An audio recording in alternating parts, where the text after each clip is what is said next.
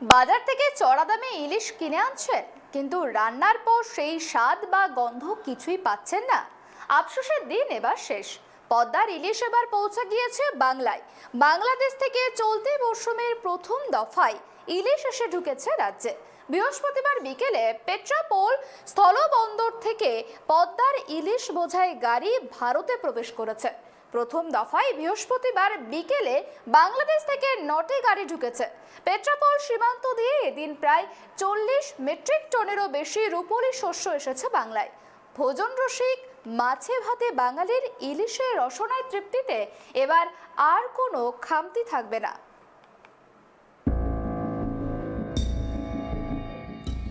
পেট্রাপোল বন্দর হয়ে রাজ্যে এসে পৌঁছলো প্রায় 50 কুইন্টাল ইলিশ মাছ, যার ফলে রাজ্যের বিভিন্ন জেলার পাশাপাশি নদীয়ার বিভিন্ন বাজারগুলি হয়ে উঠল ইলিশময়। তবে ভারতেরও বিভিন্ন রাজ্যে বেশ কয়েকটি ট্রাক মাছ পৌঁছাবে বলেই জানা গিয়েছে। এই ইলিশ মাছের জন্য অপেক্ষায় ছিল বাঙালি। দুর্গাপুজোর মাত্র আর কয়েকটা দিন বাকি। এই উৎসবের আগেই খুশির হাওয়া বাঙালির মধ্যে। তার আগে প্রতি বছরের মতো এবারও পশ্চিমবঙ্গের জন্য ইলিশ পাঠাচ্ছে বাংলাদেশ। এবার বাংলাদেশ সরকার থেকে ভারতে প্রায় 4000 মেট্রিক টন ইলিশ রপ্তানির অনুমতি দিয়েছে। এর মধ্যে সিংহভাগই আসতে চলেছে বাংলায়। সূত্রের খবর, 3950 টন ইলিশের মধ্যে বেশিরভাগই বাংলার বাজারগুলিতেই ছড়াবে। জানা যাচ্ছে মোট 69টি সংস্থা এবার ইলিশ আমদানির ছাড়পত্র পেয়েছে। তার মধ্যে প্রায় 40 মেট্রিক টনেরও বেশি ইলিশ নিয়ে 9টি বড় বড় ট্রাক এদিন বাংলাদেশ থেকে ভারতে ঢোকে। Petrapole customs clearing agent Firoz Mondal তিনি জানান, প্রথম বঙ্গে পদ্মা ইলিশ ঢুকলো।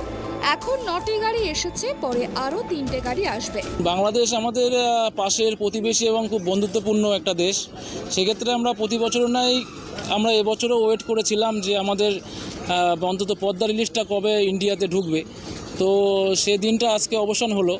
আজকে সর্বোত্তম 9টা গাড়ি ইন্ডিয়াতে এন্ট্রি হলো এবং সব মিলিয়ে আজকে টোটাল 40 থেকে 45 টন মাল আজকে ইন্ডিয়ায় ঢুকবে, এটুকু আশা করি। এবং মোট কত মাল ঢুকবে? Total 3950 metric ton. এই কোথায় কোন কোন বাজারে যাবে?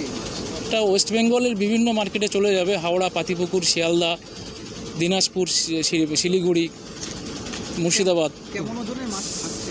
700-800 থেকে স্টার্টিং করে আপ টু 1.5 কিলো পর্যন্ত। কটি সংস্থাকে দায়িত্ব দেওয়া হয়েছে?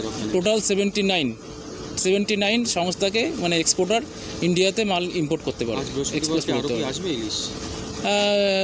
কী বলছো? আরও কি আসবে? না, এটা কাটিং করো। বিকেলে আরও 4টে গাড়ি ঢুকবে। আচ্ছা, মোট কত ঢুকলো আজকে?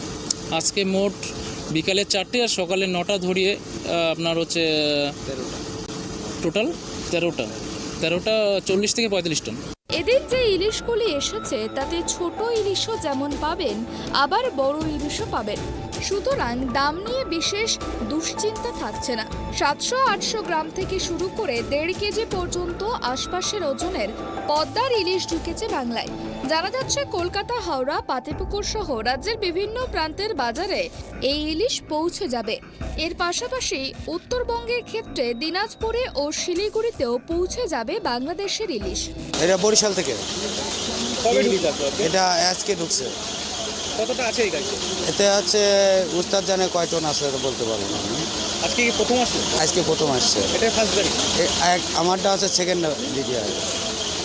কোথা থেকে আসলো? এটা বরিশাল থেকে পদ্মার ইলিশ। আজকে মোট কত আসছে? জি, কটা গাড়ি আসছে? আজকে 9টা গাড়ি আসছে। কত টন আছে টোটাল?